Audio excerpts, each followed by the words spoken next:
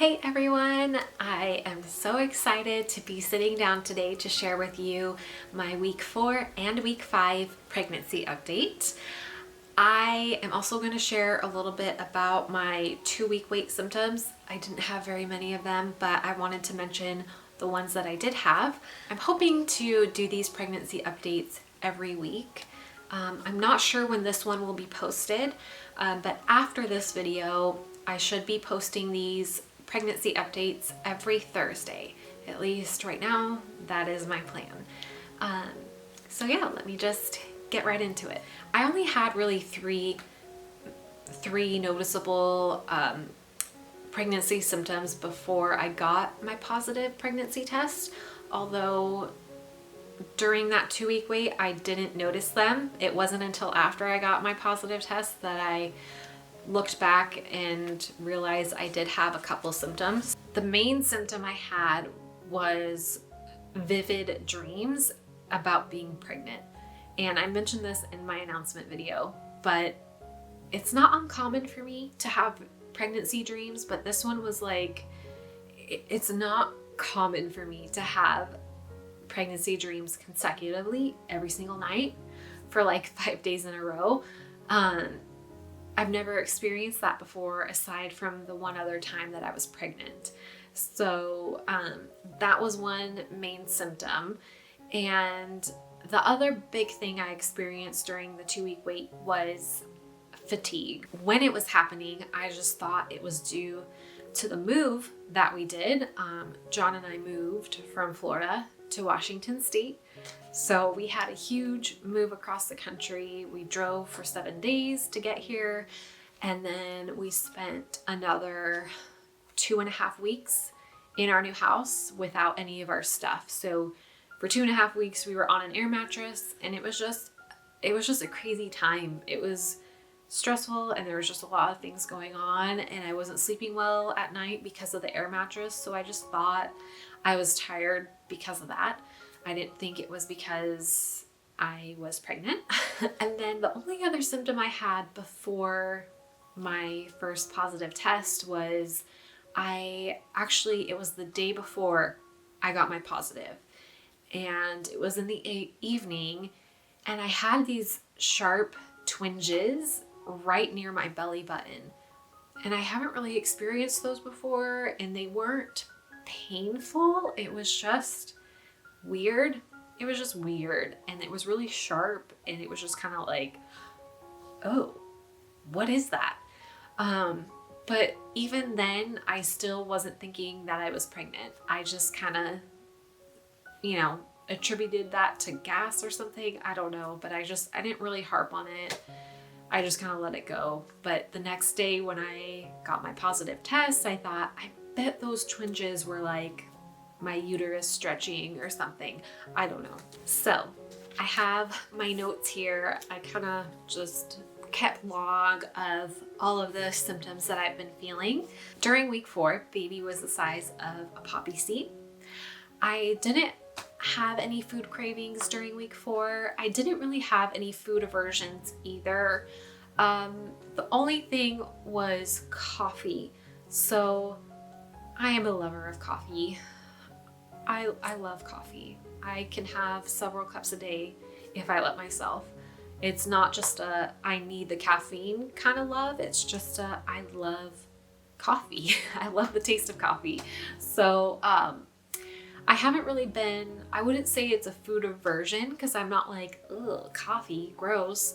It's just more of I don't feel like drinking it. I mean, I don't know. Would you classify that as an aversion, I guess?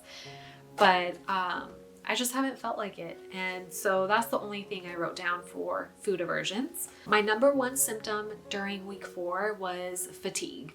And that, spoiler alert, has not gone away. But week 4, the main symptom I had was fatigue. And it's on a whole different level. I am normally the kind of person who can get up out of bed, make the coffee, have the breakfast, get the day going. But I've been struggling with that. It's like I usually get up around 6 o'clock every single day, and it's been a struggle for me. It's hard for me to open my eyes in the morning. It's harder for me to get out of bed. It's like I'm just dragging my feet. Feels like it takes a while for my eyes to finally open up. So it's different. And throughout the day, I find myself yawning a lot. I yawn a lot. And there are moments throughout the day where I do feel like I have to take a nap because I can't keep my eyes open. It's just like my eyes are so heavy that I just need to lay down for like 30 minutes or an hour. And after that, I do feel better. But then it'll be like 6 or 7 o'clock at night and I'm ready for bed. The other thing I experienced week 4 was lightheadedness and feeling dizzy. And I noticed I would feel this a lot if I hadn't eaten in a while. So I wouldn't really say that I've had an increase in my appetite, but I do have to make sure I'm eating something every couple of hours. There was one day in particular, I had breakfast and then I didn't eat anything until lunch. And I was so lightheaded and I just felt like really unsteady. And I think it's probably my blood sugar being a little off because of the increase in blood flow and the pregnancy hormones. So I've been really trying to make sure that I'm eating every few hours, just a light snack to keep me going. The other symptom that popped up during week 4 was breast tenderness. And this also has not gone away, but it's kind of odd because it's not a constant throughout the day. I normally don't really feel anything in the morning and afternoon, and it's not until the evening and during the night that they really, really hurt. And the other thing I noticed too are the veins. There was one morning I woke up, I thought they were bruised, but they're not. There's just tons of veins that have popped up and they're really noticeable. And everything I've read though has said that that's a good sign. That's normal. That means my body is doing what it needs to do to prepare for baby. So that was a new symptom for week 4. The last symptom I had was some digestive issues, if you know what I mean. Sometimes I had issues going to the bathroom. Sometimes I wouldn't be able to go at all. But it's just kind of varies day to day. So that was my other symptom during week 4. So week 5. Week 5, baby is the size of a peppercorn. And when I turned over to week 5, I saw that, I think it was on the Ovia pregnancy app. It said baby is the size of a peppercorn, and we have peppercorns like in our spice cabinet. So I grabbed one and I held it in my hand, and I remember just being so amazed. And I looked at that little peppercorn and I put my other hand on my belly and I just started crying. Like, it is just so, God is so incredible. The fact that something the size of a peppercorn, something that was the size of poppy seed, something that was not even measurable, something that was microscopic, could turn into a fully grown human. Like, it's just incredible. And as I was holding that little peppercorn in my hand, I was just overwhelmed with emotion and gratitude, and it's just amazing. Week 5, I haven't had any food cravings. I still don't really feel like having coffee. A couple mornings I have poured myself like a half of a cup, and I've had to put a lot of milk in it in order for me to feel like it tastes good. But I haven't really been forcing it. It's not something that makes me feel sick. It's just something that just doesn't sound good to me. So I still haven't been drinking any coffee. And some things carried over from week 4: fatigue, lightheadedness, breast tenderness has continued, digestive issues. The other thing that popped up during week 5 was bloating, especially after eating and particularly after dinner. I'm just so bloated. Like, it's very similar to how bloated I was after I had the surgery to remove endometriosis. the bloating is intense, and it's to the point where some of my leggings aren't even comfortable because of where they hit on my belly. So there's that, and then my jeans, I can't button them anymore. It's just the bloating is too much, and it's not, I definitely don't have like a bump. It's just bloating, but it's really uncomfortable to have things like on your belly. Throughout week 5, there were a couple days in particular where in the afternoon I did have headaches, and headaches aren't anything new to me.